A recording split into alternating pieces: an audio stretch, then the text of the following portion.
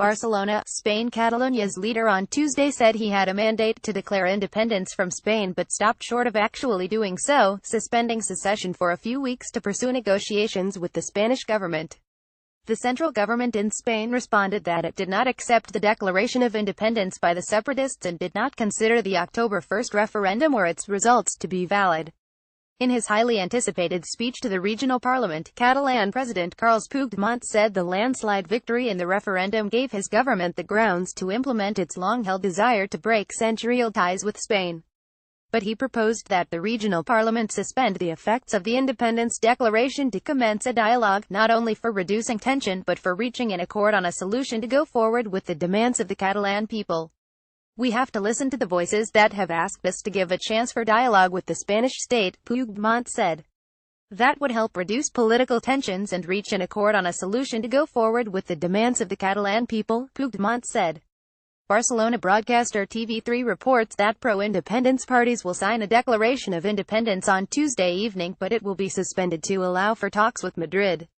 It said the parliament will then vote to approve the declaration when they consider that the time for mediation has been exhausted. About 24 tractors flying secessionist flags paraded near parliament and thousands of separatists gathered in the promenade next to Barcelona's Arc de Triomphe, where the movement's main grassroots group has called for a rally. But an official said the Spanish government doesn't accept the implicit declaration of independence by the Catalan separatists and the results of a banned referendum can't be considered valid. The official, who spoke on condition of anonymity in line with Spanish government policy, told the Associated Press that the government of Prime Minister Mariano Rajoy cannot accept validating a Catalan referendum law that was suspended by Spain's constitution and called the referendum fraudulent and illegal. Rajoy's government considers it inadmissible to make an implicit declaration of independence and then leave it in suspension in an explicit manner, according to the official. Puigdemont was highly critical of the Spanish government's response to the referendum and the violent police reaction that left hundreds injured on voting day, but said Catalans have nothing against Spain or Spaniards, and that they want to understand each other better. We are not criminals, we are not crazy, we are not pulling off a coup, we are not out of our minds.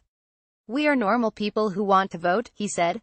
BBC News correspondent Tom Borage says Puigdemont's warnings haven't changed, but he will still be under pressure. The push will come from within his party as well as other pro-independence parties which he depends on for a majority in parliament. Opposition leader Inés Arrimadas of the Ciudadanos Citizens Party slammed the speech. This is a coup. Nobody has recognized the result of the referendum. Nobody in Europe supports what you have just done, she said. Stop saying the Catalan people are united. Above all, after what you have done. You have forced us to turn against one another, she said, addressing Puigdemont during the parliament session. The majority of Catalans feels they are Catalans, Spanish and Europe. We won't let you break our hearts in two bits, Arrimadas said. Socialist leader Miquel Iceta also was highly critical. You are proposing to suspend a declaration that hasn't been made. That's pretty tough, he said with irony, adding that you can't claim a mandate from the October 1 vote, a vote that had no guarantees.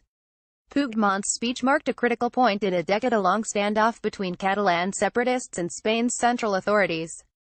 Security was tight in Barcelona and police cordoned off the park surrounding the legislative building.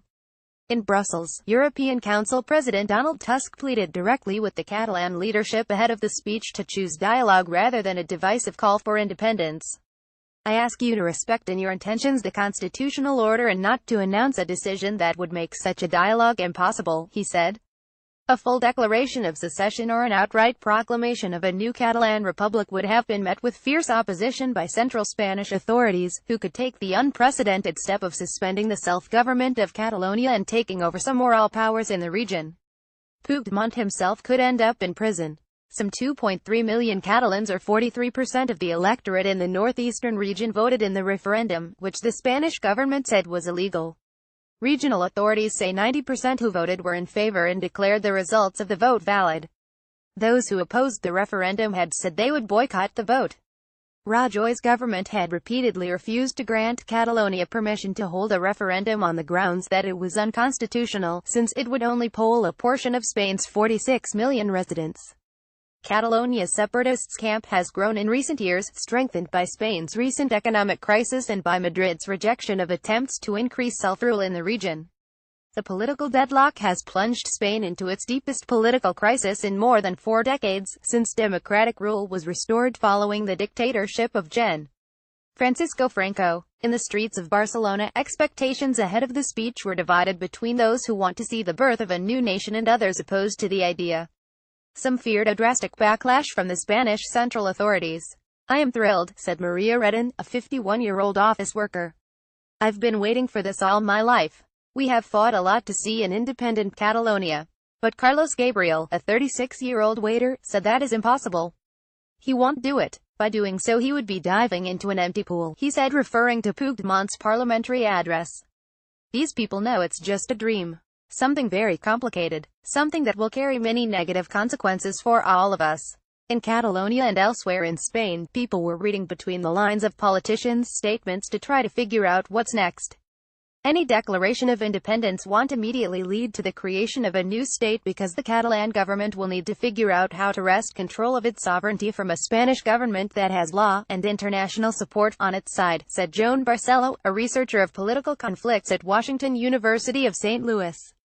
He said any declaration must be viewed through the lens of the Catalan government's long-term strategy of provoking an extraordinary and even clumsy reaction from central authorities to build support. Hundreds of thousands have turned out for street protests in Barcelona and other towns in the past month to back Catalan independence and protest against police violence during the vote. Those committed to national unity have also staged separate, large-scale rallies. The tension has already affected the economy, with dozens of companies relocating their corporate addresses to remain under Spanish and European laws if Catalonia manages to secede. The moves of the firm's bases have not so far affected jobs or investments, but they don't send a message of confidence in the Puigdemont government.